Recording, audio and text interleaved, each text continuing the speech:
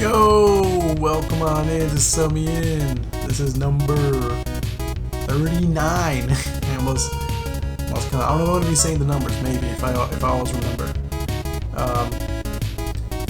Glad to be bringing back the show. This is the second one, actually, of the,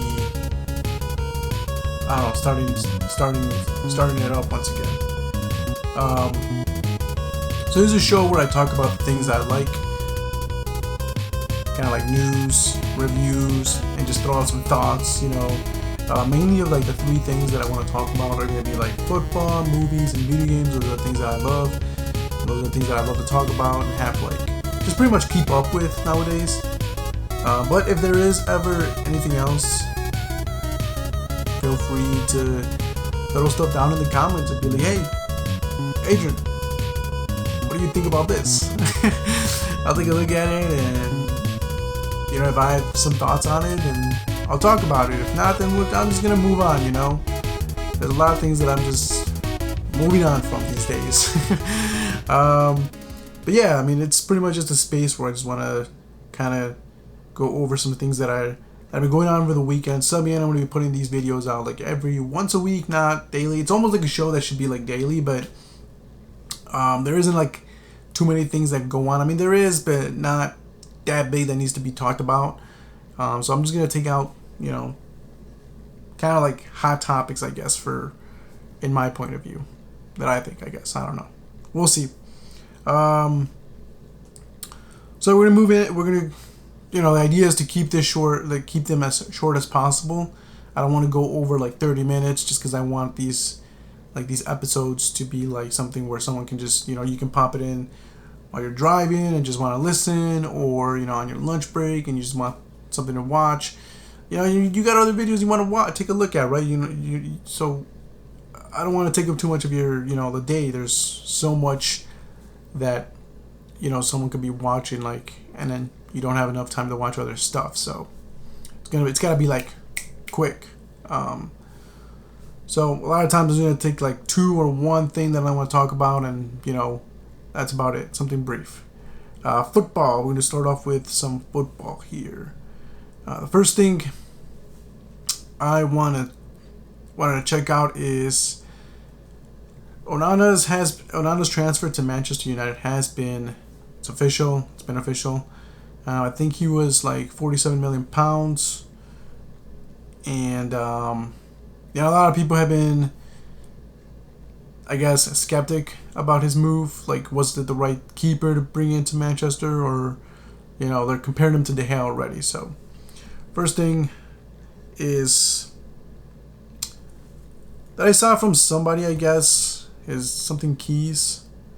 He was saying Onana will cost Man United as many points as De Gea used to save. Suggest Keys. That's pretty much it. I'm leaving this space open right here on purpose so I can put like, the articles, photos, videos, whatever on this area. So I'm not just purposely I'm not bad at framing or anything. It's just like, gotta keep this side open, right? For that stuff. A lot of these shows are going to be tests, so. Let's see. Andre Onana has been tipped by football pundit Richard Keys to fare badly as Manchester United's new goalkeeper. The 27-year-old has joined Erik ten Hag's side in a £47 million deal, which was confirmed on Thursday, replacing David De Gea, whose contract at Old Trafford expired, which they did him dirty. I do believe so.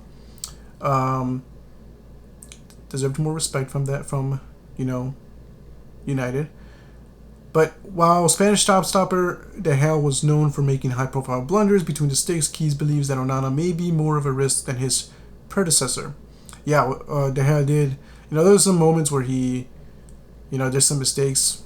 He's human. Everybody does mistakes. Not bad, but I know like football fans can get a little crazy. Keys tweeted a link to Mail Sports story on the Onana deal and added, "I've got a horrible feeling this guy will cost United as many points in a season as De Gea used to save. This is a big call by Ten Hag." Onana has a good working relationship with Ten Hag from their time together at Dutch club Ajax, and the manager obviously believes that the Cameroonian goalkeeper is the right person to fix Man United's goalkeeper problem. And then, let's see, the 27-year-old Nandor is particularly strong with the football at his feet, which was an area of weakness in De Gea's game during his many years in Manchester. I believe that that's pretty true. Again, they had some mistakes done, especially when it came to when defenders passed it back to him in his feet. Um, Ten Hag has said about strengthening his side during the summer window, with after mentioning that he finished third in the Premier League table last season. And then just talking about his, he can make his debut in New Jersey in the friendly against Arsenal and in the USA Tour. That's pretty much the gist of it all. I think it's pretty dumb statement for him to say stuff like that, because I think it does take time for anybody to get used to a new league and a new team. Not just a new league in a different, country, a different league, but also in the team. He's got to get used to, playing in England. He's got to get used to playing with new teammates. See how they react whenever he's giving them, commands. When it comes to the free kicks, or whether push up or come back. Move a little bit more over there.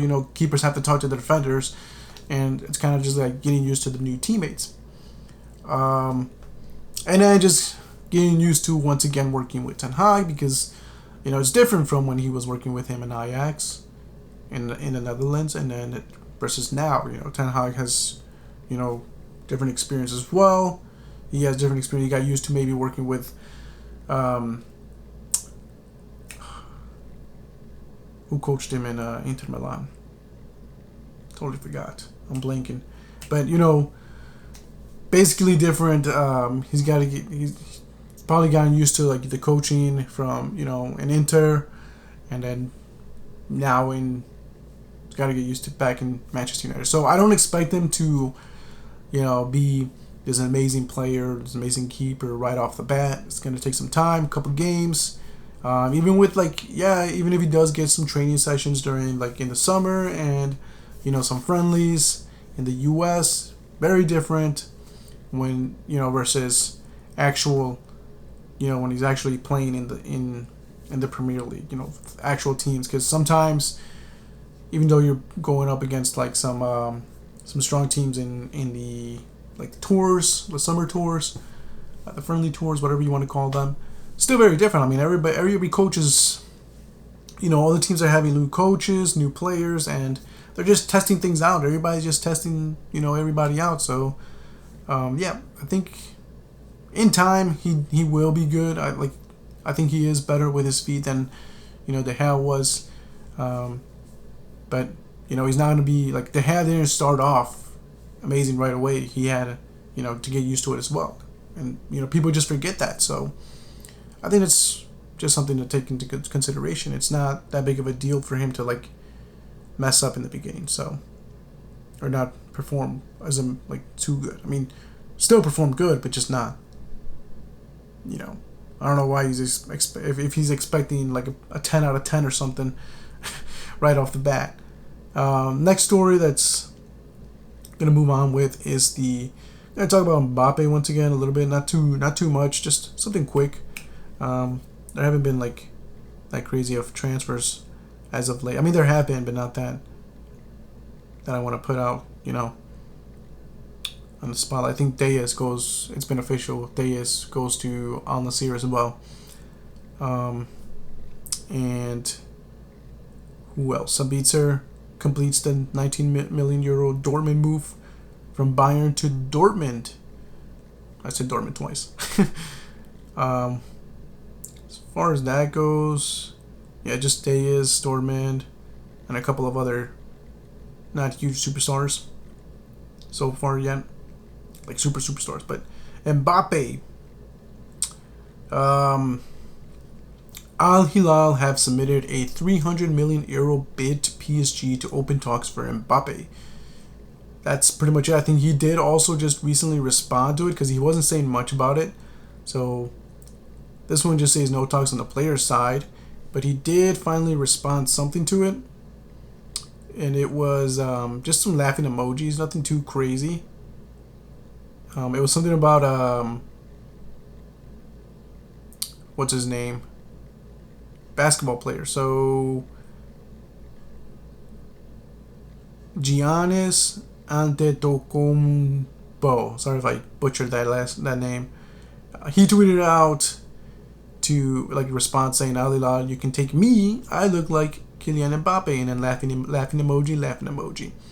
And Mbappe just pretty much replied to him with laughing emoji. 3 of them. That's pretty much it. Should he move to Saudi Arabia and play there? I don't think so. I don't think it's that like it's the right move for him to do that. I think he should just, I guess, stay with PSG. If he doesn't decide to transfer, I'll move out. Will it affect his football? Playing there, I don't know. He doesn't really gain anything from there except for the paycheck. If he really wants it, then okay. But football-wise, not really. He doesn't really gain much besides playing. But I mean, at that point, just pick up some gains in the streets. Take it back to the streets, Volta style or something. I don't know. In France, since they're saying if he doesn't leave, we'll bench him. And he's willing to sit out on bench. But so there's nothing too crazy, nothing wild coming out of that. That 300 million euro submission from Al Hilal, and he hasn't really said much except laugh to that other guy's response. So nothing much to say on that. It was just something that went down around in the weekend. So that's all there is for now in football. Like I said, there isn't much to talk about a lot. So moving on to movies. More like a show. I really wanted to talk about this one real quick. Twisted Metal is getting a Peacock series. That's interesting. Whether it's going to be good or not, I have no idea. So I'm curious to think what anybody thinks about this. Like, it's supposed to be an action comedy. So Twisted Metal series gets a Peacock premiere date and teaser. Anthony Mackie heads the cast of the action comedy based on the video game franchise. So Anthony Mackie will be playing. He's the guy from the Avengers now, Falcon, or the new Captain America. So John Doe, the protagonist in Twisted Metal, will hit the road in late July. He's bringing a CD of late 90s jams with him. Peacock has announced a July 27th premiere date for its series adaptation of the popular PlayStation franchise. Anthony Mackie heads the cast as John Doe, a motormouth outsider. Okay. I saw the little trailer to it. It does look like it's gonna be. He sounds pretty dumb. I'm not gonna lie, but like his character. But it is supposed to be like, I guess, funny. Who else is gonna be there? Stephanie Beatrice from Brooklyn Nine-Nine. Thomas Hayden Church is also going to be a star on there. And then something that's really interesting is that probably got me a little excited is pro wrestler Samoa Joe will embody the murderous clown Sweet Tooth. And then Will Arnett supplies the voice as well. Neve Campbell, Richard Cabral, Mike Mitchell, Taj, Faw, and Lou Beatty Jr. have guest roles. Interesting.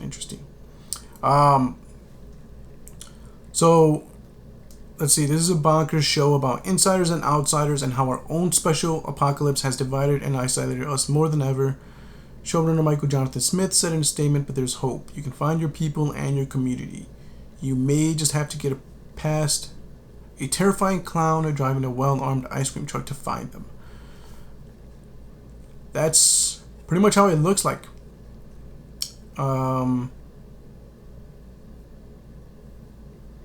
see what this says. Okay, I was just talking about like the producers and stuff. Yeah, it looks like it's gonna it is in a post-apocalyptic world. And then they do have the cars. You see him in the trailer, like putting the guns and everything, loading it up.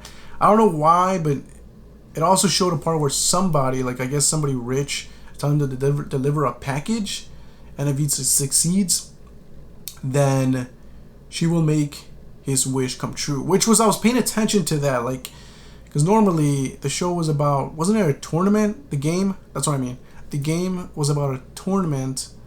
I believe so. I think I didn't play too much of Twisted Metal. I remember playing it over my friend's, like, he was one of my neighbors, and he was a friend, and him and my brother used to play it a lot. So I didn't play it a lot, I just watched them play it. So I didn't get to play, like, try out story mode on it or anything, which if I played it, I probably would have. But I think, isn't it about, like, I thought it was a tournament, and then whoever wins the tournament, they get their wish granted. Tell me if I'm right or wrong. I think that was the point of the game. And then if you complete the story with somebody, you would see, like, their story unfold, how, what they wished for, and then what happens next, right? Kind of like the ending story of, like, when you played, like, Mortal Kombat games, you see their endings and stuff. So each character had their own ending, but it was based on of, like, if you win the tournament, you get a wish granted. I think, I'm not sure. I haven't played them, so that'd be a fun game to, like, go back to and though try it out, play it. Fun game though. Whenever I saw them playing it, it was a pretty fun game. So that was what I was paying attention to, see if that had to do anything with the show, like if their wish was gonna get granted or something. Which it is, but it's taking a different turn, I guess. It's more like, hey, you delivered this package for me that's very important to me. I'll make any wish that you desire come true, I guess. At least that's what I got from it. And then you see all this action and then the goofiness to it, so it does look like a pretty much how it's action comedy. So if you do have Peacock, I'd probably check it out, give it a shot. Fortunately, I no longer have Peacock. I had it for free for a while, because of like the Xfinity, I guess you get it for free, but then as soon as they started charging for it, I was like, well, they said we're gonna start charging for it if you want to keep it. And I was like, nah. The only thing I really watched there was like wrestling pay-per-views. So, I didn't sign up for it. But if I did have it still, I'd probably take a look at it. Watch it, see how it is. But there's that for you for people who are into gaming shows or movies. The one I really want to talk about is a movie that looks pretty funny and pretty good. I'd probably want to take a look at it. It's Nandor, Fodor, and the Talking Moose. So if you haven't seen this, I'd take a look at the trailer, because I like trailers that don't really give you much of the, like, so that leaves you asking questions, because a lot of trailers, they don't do them so good, and they pretty much give away the whole movie. Like, I've seen trailers and then I check out the movie, I'm like, what the hell, this was in the trailers, you just had to watch the trailer and you see the whole movie pretty much. So I'm not a huge fan of those. I sometimes take a look at it and see who does a trailer really good. They did this one, they did, because I think it leaves you with a lot of questions, and they don't show you this talking moose, which is awesome. I like the idea of it. So it's a mysterious, so it's a dark comedy, pretty much. It's a mystery type of thing, kind of like Sherlock Holmes type of stuff. He's a detective, and he pretty much gets a call for a case about a family saying that they see this talking moose, mongoose, not a moose, mongoose, and he goes, checks it out. He's like, he knows this whole land, he knows about it, he's explored it pretty much, I guess, or investigated it or something like that, and he's like, I've never seen a talking mongoose, so what is this? And he goes, takes this case, and he's trying to figure out. It looks like he's going like crazy, like he's almost like is this in my mind type of thing, and in the end of the trailer, you do see, like, you hear the voice of the mongoose saying, hey, his name is Jeff, I guess, they call him Jeff, and he pretty much says, hey, I'm ready to reveal myself today to you. And it pretty much, like, I guess he's going into a cave, and then it's funny how the thumbs up, and then that's pretty much how it ends. So it's a very mysterious, dark comedy. It's just revealed this particular first trailer. This is the article I'm going to be reading off of. So it's from Joe.ie. A talking what? They're pretty much saying, like, let's see. So it's starring the ever brilliant Simon Pegg as a famed paranormal psychologist Nandor Fodor. The plot follows him as he receives a request to take a look into a mysterious case on the island of Man involving, you guessed it, a talking mongoose. I keep calling him moose. Named Jeff. So it's spelled G-E-F, but it's pronounced Jeff. And it is co-starring Minnie Driver, Christopher Lloyd, Neil Gaiman, and a whole host of the other recognizable faces. The film is unbelievable, based on a true story, very bizarre story, which makes us even more intrigued. Yeah, it says in the trailer, like, based possibly on a true story, something like that. Here, I'll play the trailer real quick. I don't go too much in depth about it either, but we're gonna take a look at it here. I won't go full screen. Nandor, Fodor. If you want to check it out. I would say just look up Nandor Fodor and the talking mongoose, and it comes up. Living in a farmhouse, claim a talking mongoose lives in their barn. So it is His name is Jeff. British. Because he got his case. They're talking about the talking mongoose. Based on possibly true events. I love that. We are going to the Isle of Man. I have almost 20 years. The Isle of Man. That's what it's called. Funny name for an island. Doesn't mean he ain't here. I see. The daughter is a ventriloquist. Dr. Fodor has a tremendous... So I guess his family don't believe their daughter, I guess. I don't know. Saying she's a ventriloquist. Probably watching us right now. Everybody on this island. Everybody's confused about this talking mongoose. You and I both know. Right now, Jack. There's Simon Pegg, Minnie Driver, Christopher Lloyd, and then Neil Gaiman is the voice of the mongoose. Come out so we can see him. You hear him, you can see stuff moving. It's funny, it shows you nothing, man. At least I don't think it shows you anything. Look at that. I think he exists. I'm certain of it. Just show yourself. I mean you no harm. Please. He's going crazy. It looks like he got put in jail or something. And he gets that phone call. Here's a call for you. It's from him. Hello?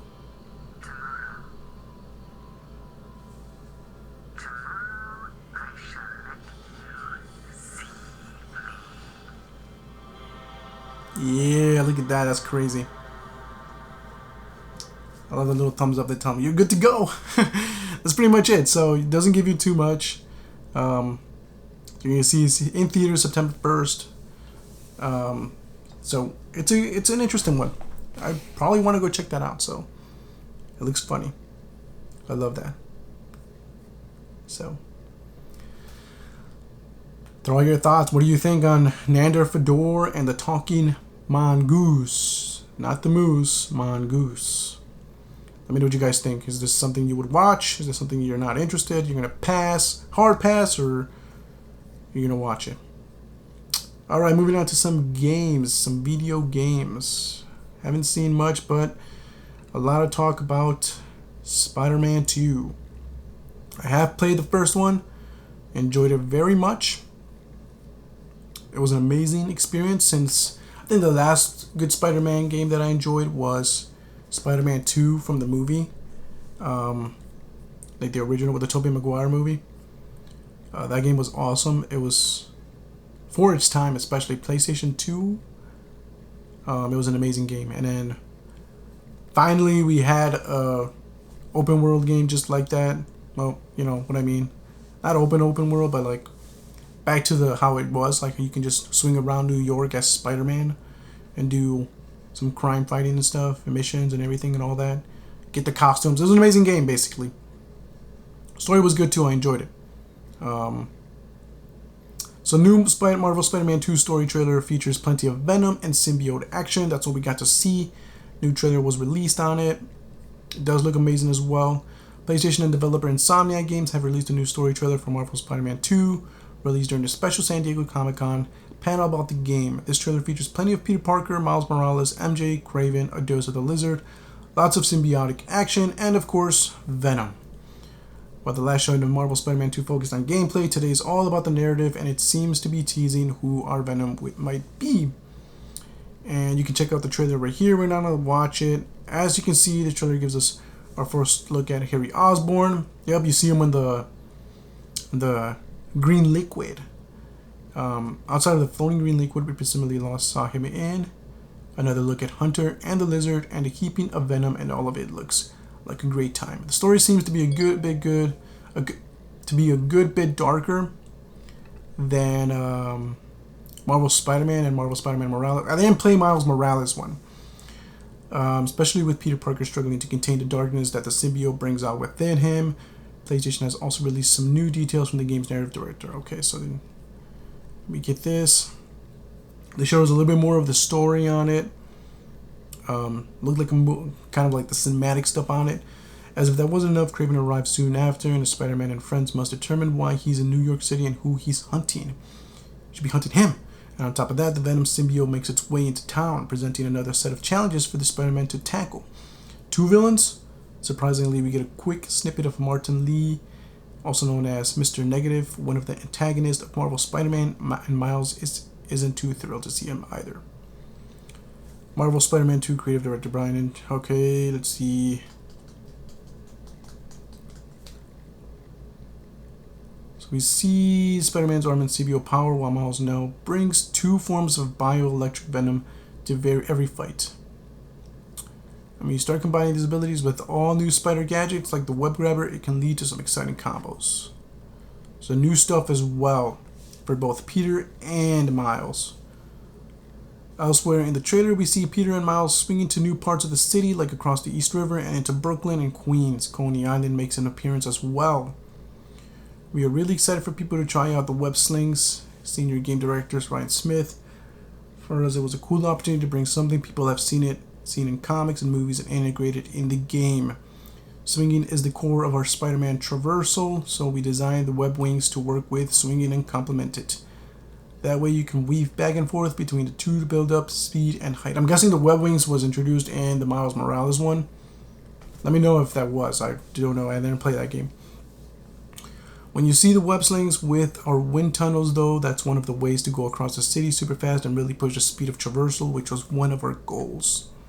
And then we get that. They're also going to be Insomniac Games also revealed the new limited edition Marvel Spider-Man 2 PlayStation 5 bundle, including a custom PS5 console cover design and a matching DualSense controller. It will include a digital copy of the game.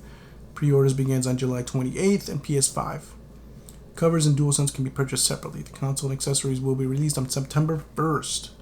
So it's this week. Those pre-orders, if you're going to be pre-ordering it, be available on the 28th. And then the game hits on October 20th. And then that's pretty much it. So we're getting limited bundles here and covers and all that stuff. The trailer, some insight on the story, and the gameplay. Well, I mean, they showed gameplay, but more like, hey, Peter's getting two more abilities, and Miles Morales as well. I didn't play the Miles Morales game, so reason is I'm just, interested in Peter Parker stuff, so I don't know. Hey, it looked a little too neon. I don't know. It looked very different. But I'm sure for the Miles Morales fans, it was a great game. I don't know. You can let me know that, and let me know if those. I guess the gliding was introduced in that one because it wasn't in the original one. But well, yeah, no. Is it gliding with the web sling, like the web marks on his like his wings and everything? I don't know. But yeah, it looks cool. Story looks good. Doesn't look too bad. The game looks exciting. This one I probably will be playing. I don't know if it's gonna I do have some thoughts on it, questions. Are you gonna be just switching over from Peter to Miles? Or are you gonna be choosing who you want to play as? Does the symbiote go only on the Peter Parker Spider-Man, or does it also go on the Miles Morales Spider? suit as well, or is it a separate character? Interesting, right? I think that was shown in a trailer. I didn't see the gameplay trailer, so that's why I'm having those questions. But I'm just going off of the trailer on the movie and stuff, like the trailers of the story, the narrative, the new one they put out basically. The game looks cool though. You're gonna get some lizard stuff.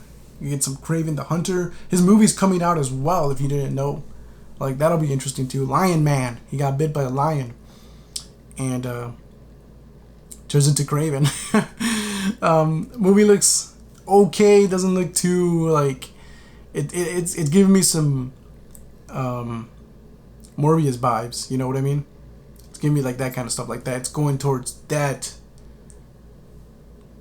like those movies, like that chain of movies. Probably gonna end up being like Sinister 6 after they finish introducing everybody else in the Sinister, right? But it's gonna be awesome seeing him in the game.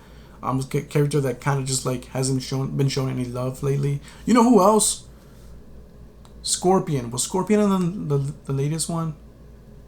Can't remember, man. I can't remember. The game is like, it's been so long. Can't remember if he was on it. But Scorpion is somebody that's been missing as well. Kind of want to see him come back too. But yeah, there it is. Check out the new trailer if you haven't for the Spider-Man 2. And see what you guys have any thoughts on that. I think it looks good. I think the story's gonna be okay. It doesn't look too bad. I'm excited for it. Huge Spider-Man fan, so obviously I'm gonna be a little bit biased towards it. But the game is good. I don't know. Some people say it wasn't. Some people. I heard some comments where some people say it wasn't.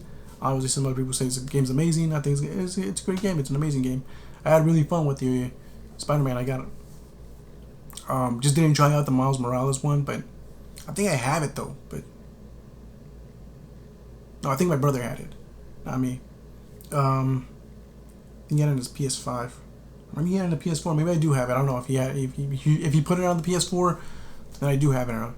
Maybe I'll check it out. But I hope it doesn't like. Nah, I don't think so. I don't think it's gonna be like. Let me know if it's connected or not. If I have to play that one or not before this one. But that's pretty much it. That's all the stories on video games. It's pretty much the Spider-Man that's going on right now. So thanks for watching, and check out the other one. Check out the other videos, man. And I'm playing FIFA career mode, doing a Road to Glory run. So if you haven't checked it out, check it out. I'm also playing some retro games right now. I'm currently playing Adventures of Lolo, so check those videos out as well if you're into that type of games. And then you can follow me on social media as well. Instagram around 312, Twitter or X, whatever you want to call it, around 06. And that's pretty much it. Let me know what you guys think on these stories. Whichever one that's interesting to you, I want to be cutting, adding the timestamps so you can always just skip them through. That's pretty much it. The goal is just to grow the channel little by little, and get people, bring them in, and then eventually grow from there, slowly but steadily. So it would help out if you would subscribe or share the video, and even just comment. Awesome. I'll see you in the next one. Hope you guys have a wonderful day. And remember, if you fall 7 times, you always get up 8 times. You don't lose a fight when you get knocked down. You lose it when you stay down, alright? Always get up. Alright, have a good one. Vámonos. Peace out.